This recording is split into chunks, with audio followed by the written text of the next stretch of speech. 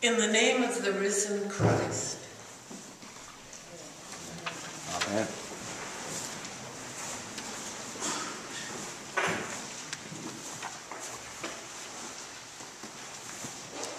I wasn't there. The fear in the air was oppressive, especially upstairs with the windows and doors closed. It had only been a week, and we were in various stages of sorrow, huddled together, trying to gain some comfort in the familiarity of our community.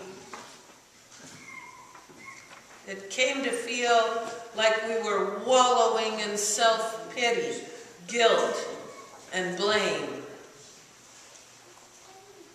When we were with him, he was so alive that just being with him changed us.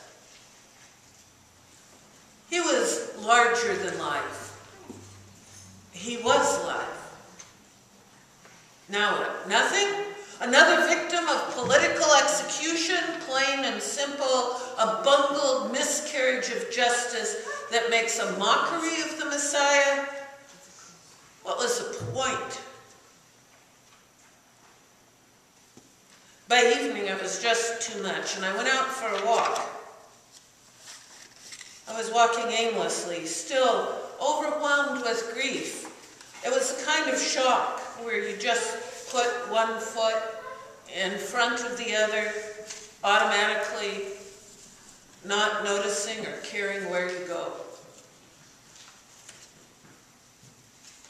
I thought about how life can turn on you.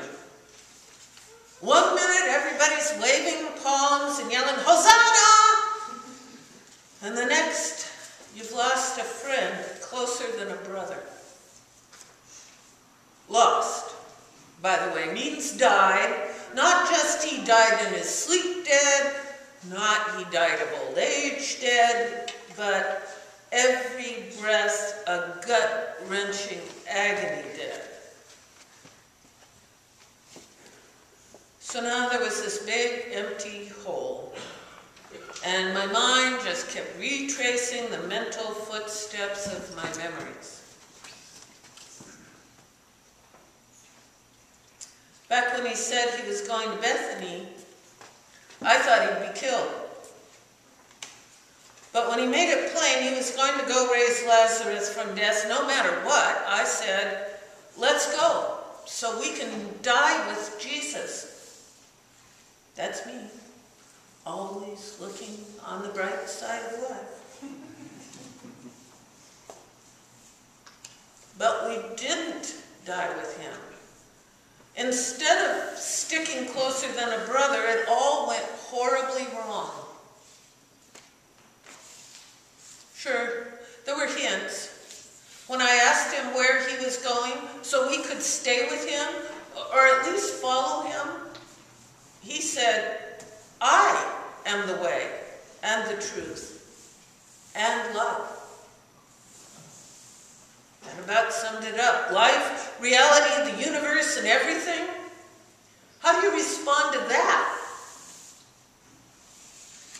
How do you respond to that? How do you respond to that?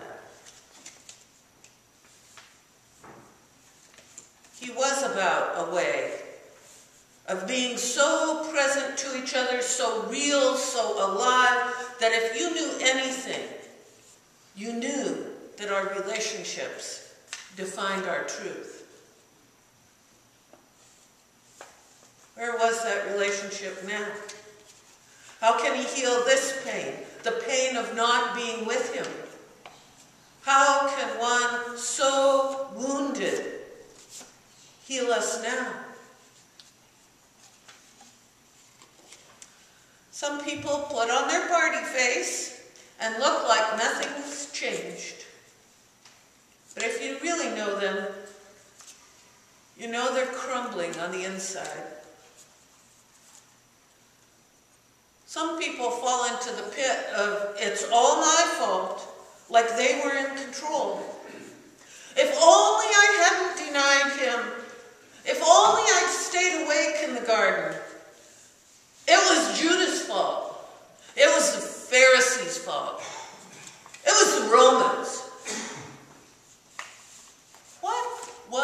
I thinking when I asked to sit at his right hand?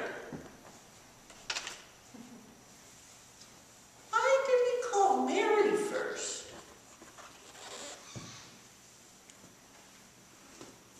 For some, the blame gets even bigger.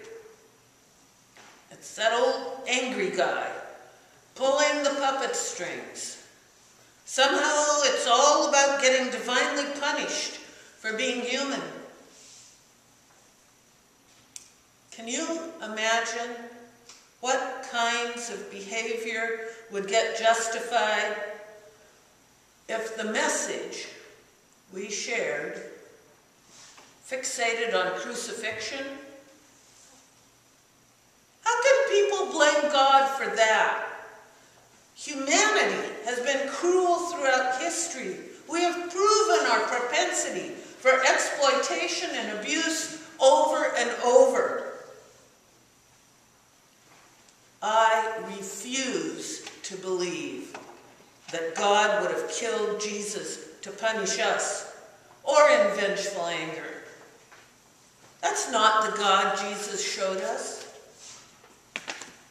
It's beyond disbelief. It's profound doubt. I doubt that our room full of wimpy misfits can get past self-absorbed grief and fears. I doubt they can take to the streets of Jerusalem, let alone take our Jesus stories to distant shores.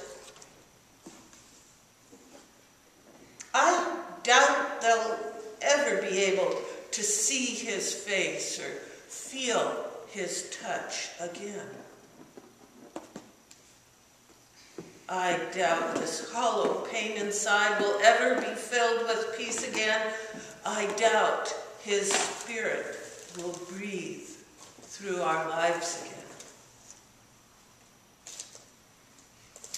Okay, I have those doubts about myself too.